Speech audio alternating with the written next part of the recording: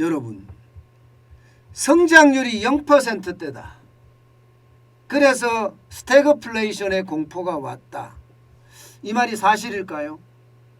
이 말 사실입니다. 이제 이미 저는 스태그 공포, 스태그플레이션의 공포, 저성장, 고물가에 대한 공포 왔다고 봅니다.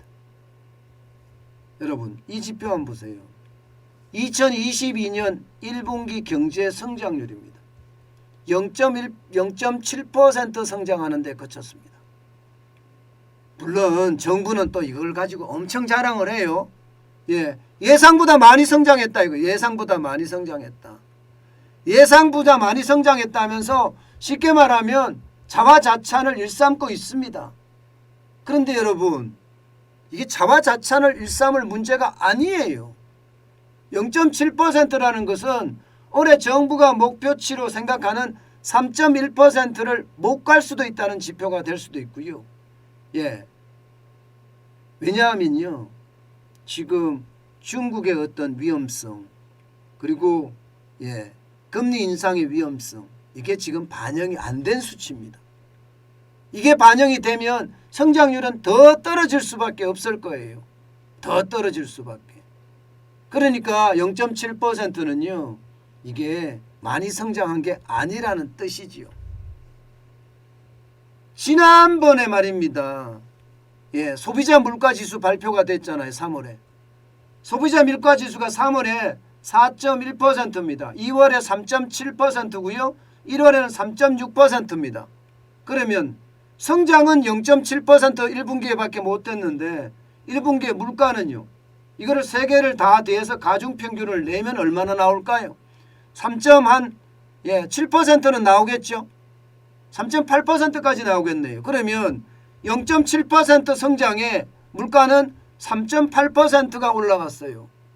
물론 큰 격차는 아닐 수도 있지만 0.7%가 여러분 3.8%의 물가 성장 배수만 보더라도 얼마입니까? 배수만 보더라도 이것은요, 이미 저성장 고물가가 터졌다. 저는 이렇게 읽고 있습니다.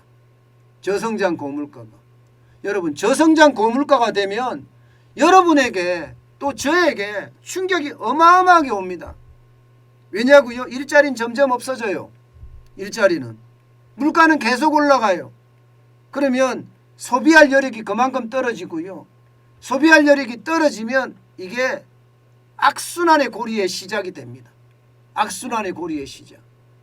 왜냐하면 소비할 여력이 떨어지니까 기업 입장에서는 일자리를 더 만들 수가 없죠. 물건이 많이 팔려가야지 일자리를 만드는데 일자리를 못 만들면 그만큼 말입니다. 기업은 저성장의 늪에 빠진다는 거죠.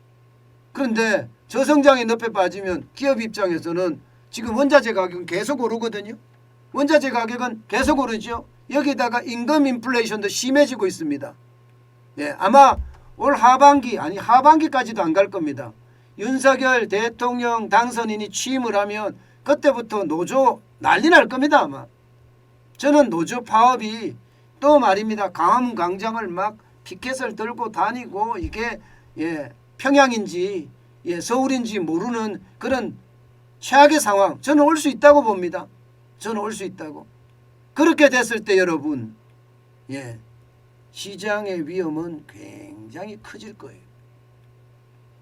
그렇게 되면 말입니다. 임금 인플레이션도 당연히 오거든요. 임금 인상 해달라고 하거든요.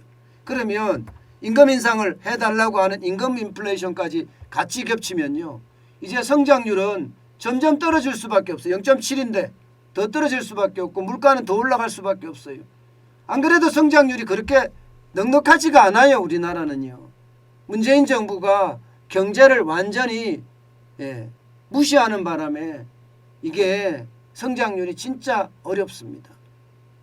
지난 5년 동안이 잃어버린 5년이라고 이야기할 정도로 경제에서는 최악이었거든요. 보시는 것처럼 제대로 성장한 적이 없습니다. 제대로 성장한 적이. 그나마 말입니다. 2020년에 최악까지 내려갔다가 2021년에 좀 성장을 했다. 이거 외에는 뭐가 없어요. 물가는 계속 올라가고 말입니다. 성장률은 계속 뒤처지고. 이게 지금 대한민국의 현실입니다. 문제는요.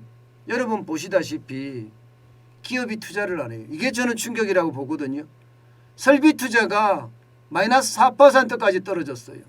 건설 투자도 마이너스 2.4, 민간 소비가 떨어졌다는 거 마이너스 0.5거든요. 물론 민간 소비는 이제 거리두기 해제가 됐으니까 2분기엔 더 늘어나겠죠.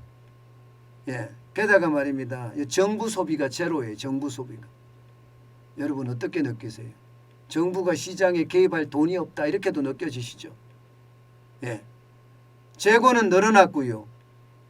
수출이 그나마 모든 역할을 다 해냈습니다. 4.1% 성장하면서 말입니다.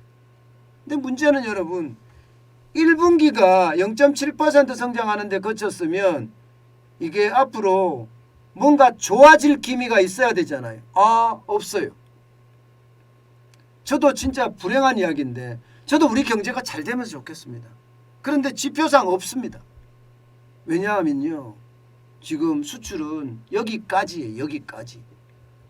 왜 여기까지라고 이야기하느냐. 여러분 성장은 했는지 모르지만 이 성장은요. 원자재 가격이 올라갔잖아요. 올라가서 물량의 성장이 아니라 가격의 성장이에요. 가격의 성장은 언제든지 무너질 수 있거든요. 물량은 0.4% 늘어나는데 그쳤습니다. 0.4%. 그러면 수출이 지금 나쁘다는 이야기잖아요. 게다가 무역 적자도 굉장히 심합니다. 성장을 했으면 뭐합니까? 적자 투성인데. 작년에 대비해 보세요. 작년 1월에서 4월 20일까지는 77억 6,900만 달러의 흑자였지만 올해 2022년 1월부터 4월 20일까지는요. 91억 5,700만 달러의 적자입니다. 이 스태그플레이션 오는 거죠. 스태그플레이션. 저는 그만큼 말입니다. 시장에 대한 충격 커진다고 생각을 하고 있고요. 실질적으로 말입니다. 여러분 이거 한번 보세요. 스태그플레이션의 공포는 분명히 오고 있습니다. 분명히 오고 있어요. IMF는 우리 성장률을 2.5%까지 내렸고요. 피치도 3%에서 2.7%, 무디스도 2.7%까지 내렸고요. 골드만삭스는 2.8%, 심지어 현대경제연구원은 2.6%까지 내렸습니다. 한국은행에도 이제 5월에 수정하겠죠. 아마 수정하면 내릴 겁니다. 기획재정부 당연히 내리지 않겠어요. 결국 말입니다. 우리 시장 전체에는요. 스태그플레이션의 공포, 고물가, 저성장의 공포가 시장을 압도하고 있다. 이렇게 이야기할 수 있습니다. 만약에 이거를 넘으려고 그러면요. 결국 내수를 살리는 길밖에 없습니다. 내수를 살리는 길밖에.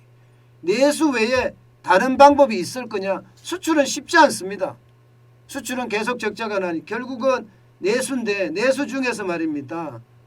건설 투자나 민간 소비는 더 늘릴 수 있지 않을까. 저는 그런 생각은 해보고요. 이 내수가 늘어나야지 우리 경제가 그나마 악재 속에서 선방을 할 수 있는 힘이 생기지 않을까. 저는 그런 생각 많이 합니다. 돈 푸는 거는 능사가 아니에요. 돈을 푸는 게 아니라 적재적소에 잘 쓰는 게 중요합니다. 저는 그 어느 때보다 시장에 대한 위험 굉장히 저는 커진다고 생각을 하거든요. 그렇게 됐을 때 진짜 대한민국 경제에는요. 충격적인 상황이 나타날 수도 있다는 이야기죠. 저는 성장도 이거지만 이게 물가 상승률도 지금 계속 올라가고 있는 것 위험하다고 저는 봐요. 여러분 보시다시피 2008년에 4.7%까지 오른 적이 있거든요. 올해 지금 이미 4%대의 물가 상승률을 예고하고 있습니다. 그런데 이거보다가 더 많이 올라갈 가능성도 더 큽니다. 4%대예요. 5%대, 4%대면 4.9%도 4%대거든요.